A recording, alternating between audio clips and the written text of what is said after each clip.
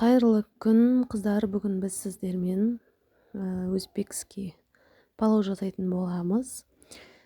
Менімен бірге соңына дейін болыңыздар.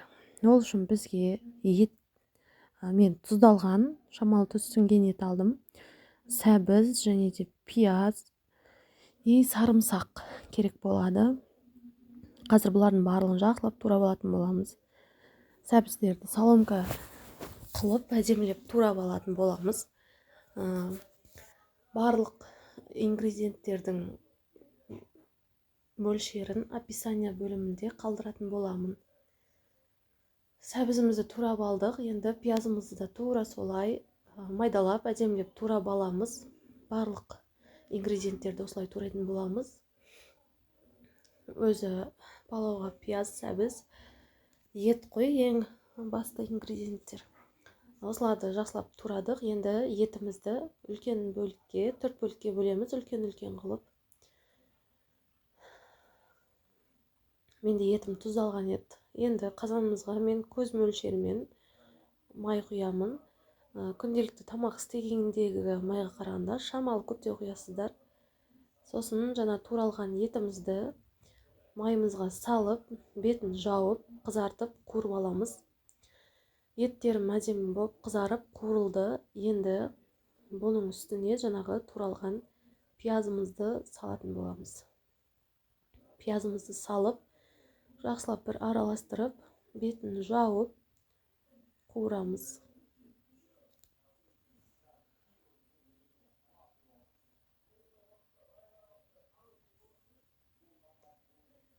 Достар, менің каналыма тіркеліп, лайк басып, коммент жазып кетіңіздер. Әлі каналымда өте көп рецепттер болады. Менімен бірге болыңыздар.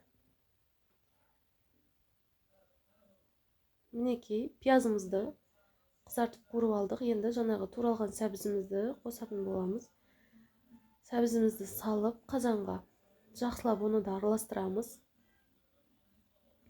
Жақсылап сәбізімізді араластырып, бетін жауып қуырамыз. Бұны да сәбізіміз жақсылап қуырылғанша қуыратын боламыз. Сәбізді сала салып, артынша су құюға болмайды. Ато дұрыс шықпай қалады сіздердің палауларыңыз. Мінекей, осылайынан жақсылап араластырып, тағы бетін жауып қуырамыз. Мінекей, жақсылап сәбізіміз қуырылып, жаңағыдан кәдімгідей азайып қалған, өйткені қуырылғаннан кейін жақсы сәбізіміз басылып қалады. Суды да көз мөлшерімен құйдым. Примерно етті шамалы жауып тұру керек, чтобы етіміз пісу үшін. Қазанның бетін жауып қайнататын боламыз. Мына жерде мен 1 шай қасық тұз қосып жібердім. Күрішімізді 3 рет мұздай суға жуып, күріштің бетін жауып тұратындай мұздай су құйып, 2 шай қасық тұз салып, осылай араластырып қоямын. Етім пісем дегенше бұл да суда әдем болып тұрады. Етім жақсылап қайнады. Енді бұған күрішімізді салып, жақсылап бетін тегістеп, бетін жауып, шамалы бір қайнағанға дейін бетін жауып қоямыз. Бір қайнап шыққаннан кейін бетін ашып қайнататын боламыз. Мына жерде 1 шай қасық тұз салып алдым. Енді бетін жауып қоямын. Мінекей, бір қайнап шықты. Енді беті ашық күйінше, қатты қайнаған күйінде қойып қоямыз. Суы тартылғанға дейін. Менде мұнда уже суы тартылды. Осылай күріштерді ортаға жинап, жақсылап. Менде түбінде әлі шамалы су бар, сол үшін мен су құймаймын. Егер сіздерде су қатты тартылып кетсе, күріштің ортасын тесіп, шамалы су құйып бұқтырасыздар. Менде түбінде су бар болғандықтан таза пакетпен бетін жауып, солайынан бұқтырдым. Примерно 30-35 минутта пісіп шықты менде. Мінекей, пленкасын алып, тағы да 10 минут бетін жауып пісіретін боламыз. Мінекей, менде тағы 10 минут тұрды. Өте әдемі болып пісті күрішім. Мына жерде буланып, онша көрінбей қалыпты.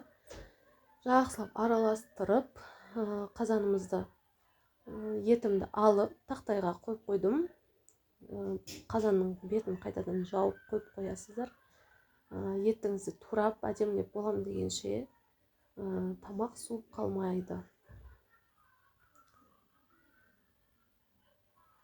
Мінекей күрішімізді тәрелкемізге әдемілеп салатын боламыз. Күрішіміз өте әдемі болып піскен, шашырап әдемі болып.